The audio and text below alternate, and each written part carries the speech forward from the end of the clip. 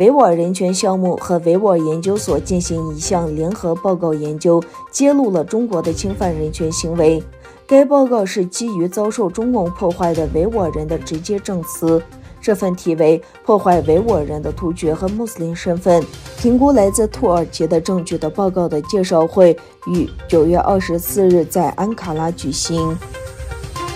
中国央行表示，所有加密货币相关交易都属于非法金融活动。这一表态强化了中国政府反对非货币当局发行的数字货币的强硬立场。中国于今年6月禁止加密货币挖矿。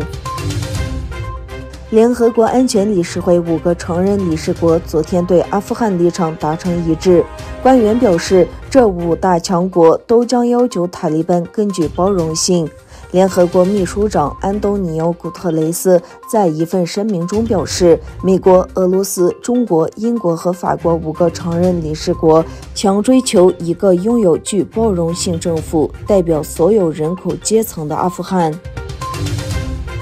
就台湾申请加入全面与进步跨太平洋伙伴关系协定一事，外交部发言人周礼坚23日在例行记者会上表示，中方坚决反对台湾地区加入任何官方性质的协议和组织。周礼坚表示，世界上只有一个中国，台湾地区是中国不可分割的一部分。一个中国原则是公认的国际关系准则和国际社会普遍共识。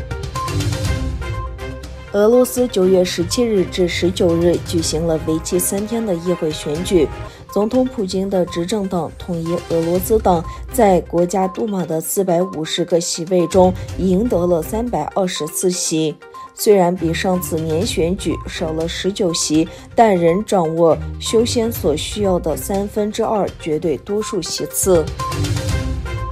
朝鲜最高领导人金正恩的妹妹、劳动党副部长金宇正周五通过朝中社发表谈话，就韩方终战宣言提议称，只要韩方不敌对朝方，朝方就有意讨论恢复韩朝关系的方案。金宇正这番声明是在回应南韩总统文在寅最近在联合国大会的发言。文在寅呼吁宣布1950年到1953年的韩战正式结束。